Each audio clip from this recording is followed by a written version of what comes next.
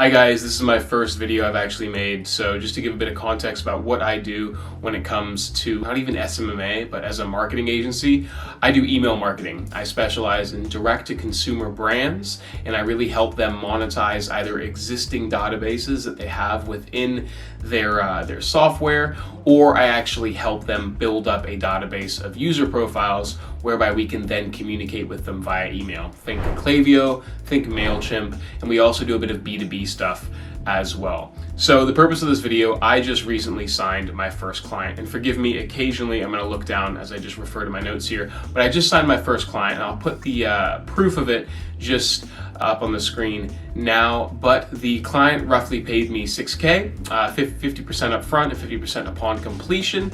And so really the purpose of this video is to run you through what I learned and then what you can learn from what I learned. So I by no means want to come across as like an expert in this space by any means. I mean, it's my first client. However, I just want to share some of the cool things that I learned while actually going through the process of signing this client, as well as going through the process of all the other clients that I signed previous as well. Now, I would look at this video really as me as just somebody who got lucky. But as the film producer Samuel Goldwyn said, the harder I work, the luckier I get. So let's get into it. So I'm going to break this whole video down as initially I'm going to run you through how I got my first client. Then I'm going to follow up with the process of me closing, so my closing process. Then I'm going to go into the 3 big mistakes that I made during this whole process, both with this individual client as well as previous clients as well. And then I'm just going to give a quick rundown of the things that I'm going to continue to do with my marketing agency. So first off, my marketing agency is called Inbox. You can check out the website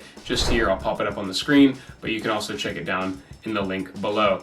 So this is the process that I used to get my first client. And really, this was actually just from a referral from previous contractor work that I've done in the past. Now, I've been a contractor for like a long time. I've worked for a few agencies in the States and other parts of the world, and I managed to get a referral from an ex-client who then passed some additional work on to me. And I think this really speaks to the importance of just reputation and then building out your network. I haven't really dialed in too much to the LinkedIn side of things when it comes to my approach to my marketing, but networking is one of those things where it's not super consistent, it's not super reliable, but it is organic after the network has been set up. So for example, I know quite a few people who know about me. I know a good group of about 20 people who are all in business doing different aspects of business, whether that be building a fireplace all the way to web dev. And they all know that I do email marketing just by putting my name out there and putting the word out there. And that's been done over roughly like a 6-month period. And only now has that stuff started paying dividends, which is the case for this most recent client as well. Now, they reached out to me, they knew my abilities. Obviously, once again, just making sure when you get that first client or just doing work previously, just making sure you over deliver. Under promise, just the point where you can actually get the sale or get some work, but just really smash it out the park.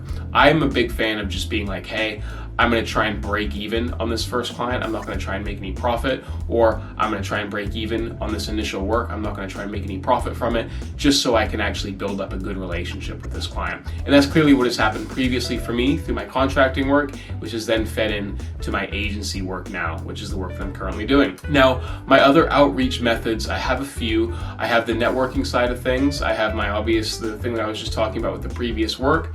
So my other outreach methods, I do have a few. I have a few networking groups that I'm part of, which is more B2B space, talking to a lot of other business owners, and that just kind of helps me communicate what I can do for them from an email marketing perspective. I also do cold email video outreach, and I'll make a separate video all about that down the road. But yeah, I do cold email, and I do dedicated, customized videos for each client that I'm reaching out to. It's a pain in the ass, but it pays off a lot. And then on top of that, I do Upwork. I have a Fiverr gig as well, which I'll run through in another video too. But I have a Fiverr gig where I offer really cheap consultation relating to my service, which then really just gets people on a call with me. I get paid to get on the call with them. I qualify them. I give them some advice, and then I open up the conversation for more work. And that's actually worked very well so far. Now, my process for closing, I like to use a 2-call close process. And so what that really involves is initially I reach out to somebody, they get back to me, they say, yes, we're interested in what you do, Gavin. Let's have a quick chat. So I get on a 15 to 30 minute phone call with them. I am working on trying to get that shorter.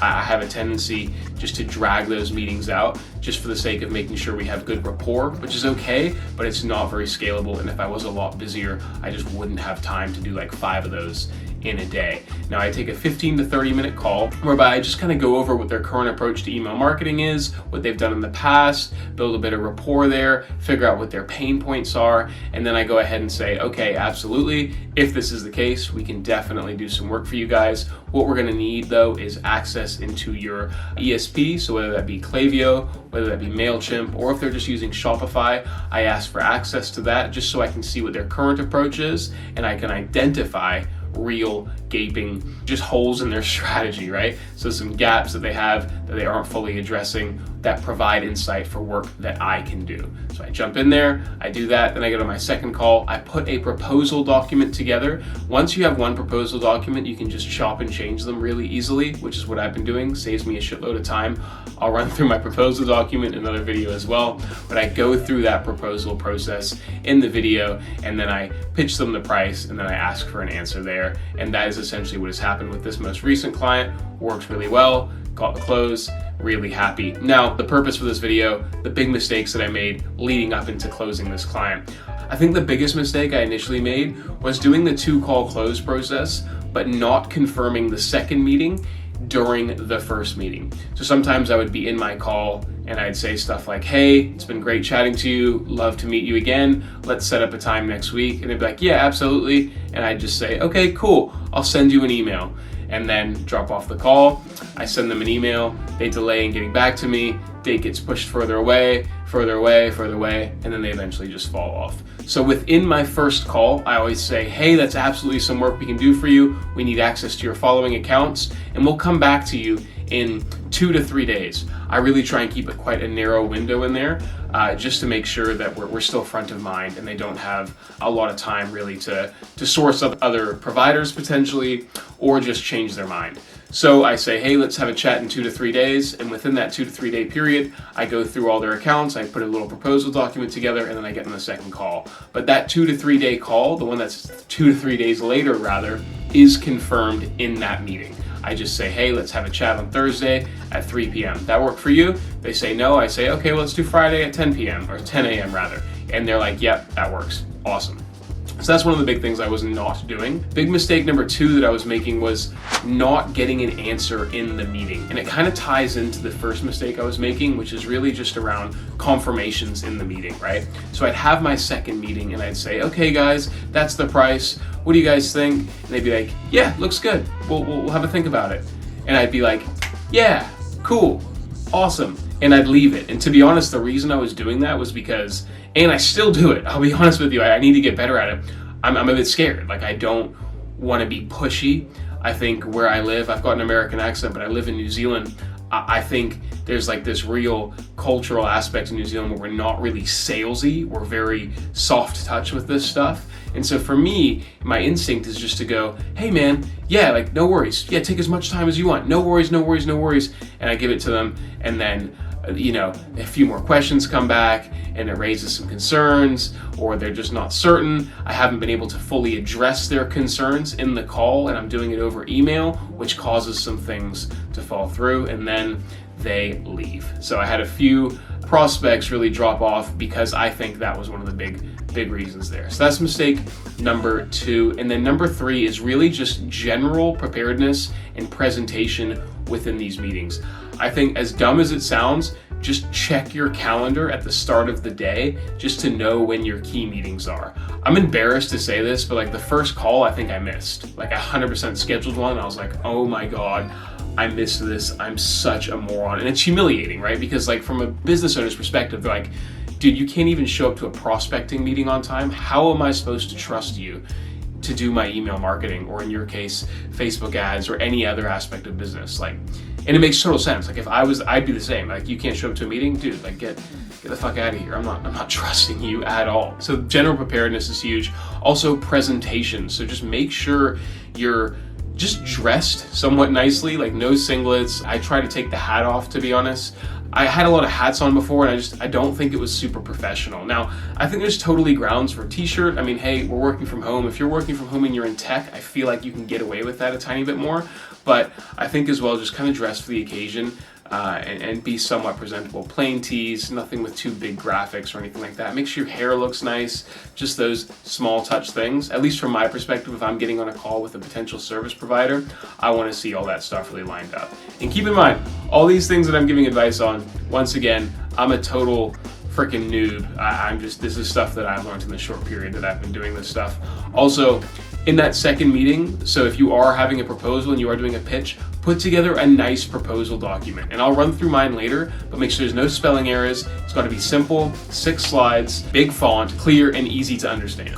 Also, one other thing I really wanted to touch on is just making sure everything is set up once the client has signed. So you really want to have all of your ducks lined up before they say, yes, ready to go. Because if they say yes, ready to go on a Monday and you've promised them, hey, we can get all this stuff ready on Tuesday, you don't want to have to be sourcing staff on Tuesday, finding out this guy's not available for an interview till Wednesday, and then having to go through all these like motions that totally screw you and just push things down the line. And also, when you prepare beforehand to get all these things set up, if, for example, if you're doing like contractor arbitrage, which I'm not a big fan of, but if you are doing contractor arbitrage, setting it up all beforehand just really gives you a lot of peace of mind in that you can test your staff, your contractor, you can make sure they're all lined up, they know what they're doing, you can have your internal processes all lined up, and once it is time to go for your first client, you're just ready, right? Now, keep in mind, there's obviously going to be some growing pains when you get that first client, because just with me, the whole purpose of this initial year is just to test my systems and my processes and iron those out. Like, I know how to do everything when it comes to email, but I'm really just trying to build systems around what I do. So that's one thing. Just make sure you're ready to go when they say yes. Now, the next steps that I'm going to be doing following having signed this client, I've actually already started a bit of work with this guy. I've got my scripting coming from a contractor that I'm using, and then I'm just going to keep pursuing my other methods of outreach, right? So I'm not stopping any of the other outreach methods that I'm currently doing. I know that once this project ends, I'm going to be almost back to square one with a really good referral from this client. So I just need to be thinking 2, 3, 4 months ahead of time, whereby I need to have a constant flow of work coming in, especially early days where I don't really have a network or I don't really have an ad strategy where I can just turn on and instantly work comes in. That's the goal. Eventually, I want to grow my current network to get to that point where work constantly comes in. However, I just don't have that right now, nor have I invested the time or money to really have a good ad strategy to start getting clients in, nor have I built a funnel around that. My current approaches are, like I said before, networking and cold email outreach. So yeah, my outreach is going to stay the same. Also, pretty much 50% of my attention is going to be to knocking this project out of the park for this client, really making sure I'm looking at everything that goes wrong with my systems, figuring out ways to improve it, and really just using this an acid test. Anyway, that is the end of my video, guys. I hope you found this useful. Been an awesome journey so far. When I signed this first client, I was like, fucking, let's go. Felt so good. But hopefully, we'll just keep the momentum going. And the goal is 10K in profit by 2023 per month. So let's see how we get there. Anyway, if you want to follow along with the journey, please subscribe, like these videos, and I'll see you soon. Cheers, guys. Bye.